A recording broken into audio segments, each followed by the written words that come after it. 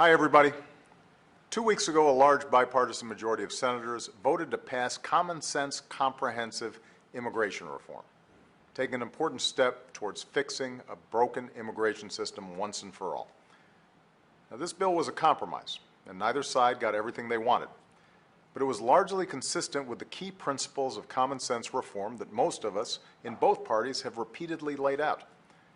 If passed, the Senate's plan would build on the historic gains we've made in border security over the past 4 years with the most aggressive border security plan in our history.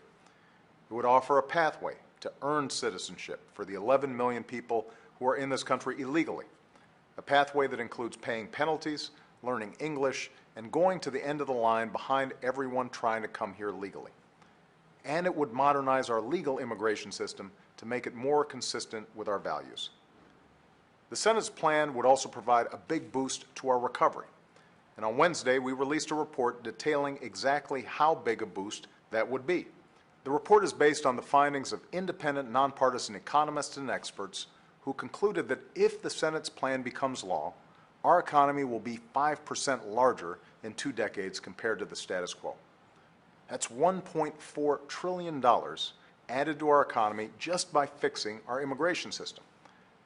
Here in America, we've always been a nation of immigrants.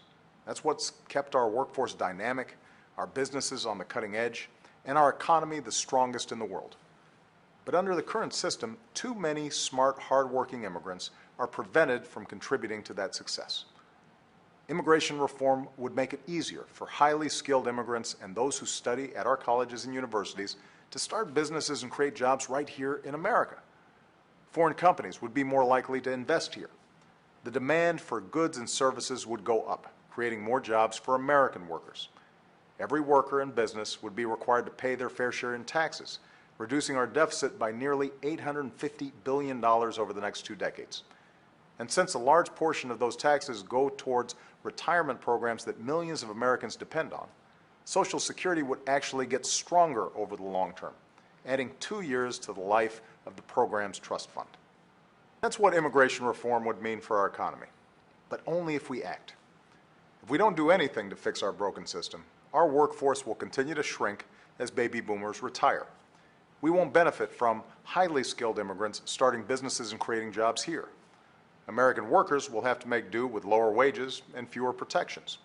And without more immigrants and businesses paying their fair share in taxes, our deficit will be higher and programs like Social Security will be under more strain. And we've been debating this issue for more than a decade, ever since President Bush first proposed the broad outlines of immigration reform. And I think he gave a very good speech this past week expressing his hope that a bipartisan, comprehensive bill can become law. If Democrats and Republicans, including President Bush and I, can agree on something, that's a pretty good place to start. Now the House needs to act so I can sign common sense immigration reform into law. And if you agree, tell your representatives that now is the time. Call or email or post on their Facebook walls and ask them to get this done. Because together we can grow our economy and keep America strong for years to come. Thanks, and have a great weekend.